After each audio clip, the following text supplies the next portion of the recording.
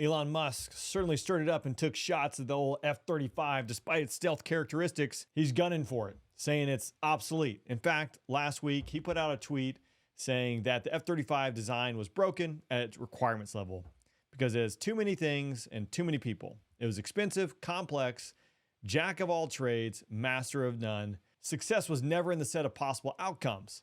And manned fighter jets are obsolete in the age of drones anyways. It's just going to get pilots killed. Elon's comments got a few feathers ruffled and I think stirs a good conversation to have, especially in today's age. Battlefield is always evolving, and as technology gets introduced, we must evolve with it. And some might say it's evolving at a rate that we've never seen. It's exponential compared to previous generations and wars. Just with the analogy of the iPhone, if you look at the iPhone and how much the world has changed since its introduction, now everything's in the palm of our hands, so to speak. If we take that same logic and we draw it over to the defense and how we fight wars, we can see the battlefield is changing. So I think we should take a look and see where the F-35 began, where it is today, some of the issues, and Elon's argument for getting rid of the F-35 and see if it's viable or not. The F-35, it began in the 1990s, the Joint Strike Fighter Program, or JSF. Two main competitors. Fortunately, one of these guys was the winner and the other one went out to pasture. The goal of the program was to create a multi-role stealth fighter that met the needs of the United States Air Force, the Navy, and the Marine Corps, as well as our allied nations. It'd be three variants: the A model, the B model, and the C model. The A model, the one that's conventionally taken off and landing from runways. The B model that has a vertical takeoff and landing capability, and then the C model able to operate off aircraft carriers. Ultimately, having one single airframe able to meet all these needs should have driven down the cost, streamlined operations, and made this the most lethal and efficient machine out there in the world. But as we've seen, that's not quite how it works out. In the end, they're saying the F-35 program is going to cost $1.7 trillion. That's with a T. A lot of money going into the F-35 program. I think it is important to note that the money typically spent in defense procurement, especially in projects such as like the F-35, that money is really spent on the back end and the operations and the maintenance of the programs and the aircraft of themselves, not necessarily the research and design. So it is an expensive plane to operate, but it's a big investment too. At its core, the F-35 is designed to be a multi-role stealth fifth generation fighter, meaning it's able to do air-to-ground mission as well as air-to-air missions. The stealth aspect gives it the ability to operate in contested environments, places that fourth generation fighters would not be able to operate in, such as heavily contested airspace with integrated air defense systems. One of the most revolutionary aspects of the F-35 is its sensor fusion. It's able to take all the data, it's able to absorb and collect and presents it in an intuitive display to the pilot, who's then able to make smart decisions with the best information possible in a highly dynamic and lethal environment. So let's look at some of the issues that have popped up recently. A recent declassified Freedom of Information Act from the Project on Government Accountability found a report that was briefed to key members of the Senate and House Armed Services Committee talking about some of the system issues with the F-35. And there were four main areas that it highlighted. The first issue with the F-35 was its availability rate. Next were issues surrounding maintenance.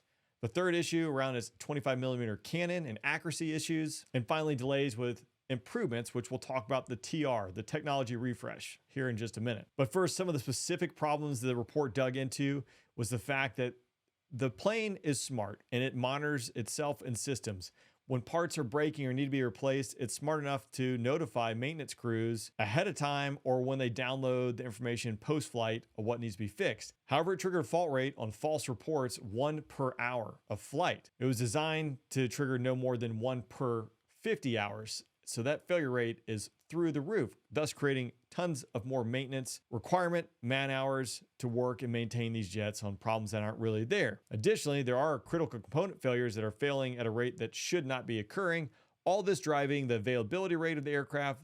And that is the real important piece, meaning that if the aircraft is not available to fly, pilots can't fly it, thus they can't train and be ready to go out there and fight. F-35 is stealth, low observable. If the low observable material is damaged or needs repair, that jet is not fully mission capable. It can't go to combat. Well, in the report, it noted that at one point, all of the United States Air Force, as well as Navy F-35s, had some kind of discrepancy with low observable, meaning that they weren't fully mission capable. Now, they could go out there and train with an aircraft that has write-ups for low observable material, but that jet can't go to combat. Or if it does go to combat, you're exposing the pilot to additional risk. In the report too, it also identified 24 systems that were vulnerable to cyber attacks. So a lot of issues with the F-35, and this doesn't touch on the TR, which is the technology refresh. Now, when we first procured the F-35, it was slightly different, and this is to paraphrase, versus the F-22. When the F-22 was purchased, it came on as a fully mission-capable jet. Rolled out the factory, it was ready to go. F-35, we said, hey, give us the F-35 so we can start flying it. Knowing this jet wasn't fully mission-capable, knowing it didn't have all the systems, the beeps and squeaks that the final version would have, but go out there and start trying to figure and learn so we can build the tactics and the procedures that are going to come as the aircraft production rate is increased and onboarded into the inventory. So as you get these aircraft, then they need to go through technology refreshes despite the fact that they're being new. Again, part of the plan. But TR-3, being the latest one, had so many issues that the Air Force stopped accepting jets. The jets were just being parked at the end of the factory line until they fixed the issue. Now, recently, the Air Force has started accepting those jets, but they're not combat coded and they're not combat capable. Pilots can go out there and fly and train, but they're really not getting the exact same sensors and technology and avionics that they should be getting out of the TR-3 refresh, which has a faster processing speed, better sensor fusion, better sensors, etc.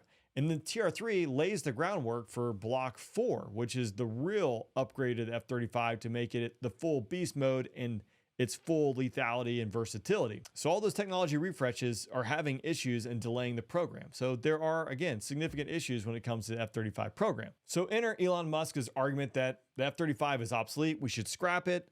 Drones are the future, autonomous warfare, that's how it's going to be fought. When I hear that, I kind of think Terminator. Now, Elon, I think, might be overly dramatic to paint a picture of just, hey, we need to get this stuff figured out and get it fixed. Or it might just hate the F-35 altogether. Again, it hasn't been perfect, but I might argue that the F-35 has a lot of great benefits. I've never flown the F-35, however, I've flown alongside it. In the F-16, I witnessed how the F-35 could enhance my lethality by sharing information that the F-35 was seeing that I wasn't seeing. This is only skimming the surface, right? So it's a very capable airframe. But despite my feelings, that doesn't really matter based upon Elon's argument where autonomous warfare or drones are going to be able to handle this. And while that might be true one day, I don't think we're there yet. I mean, we've all probably used ChatGPT at this point, and while it's like pretty good, it's probably not capable to fly all the way around the world and conduct close air support, handling dynamic and changing scenarios.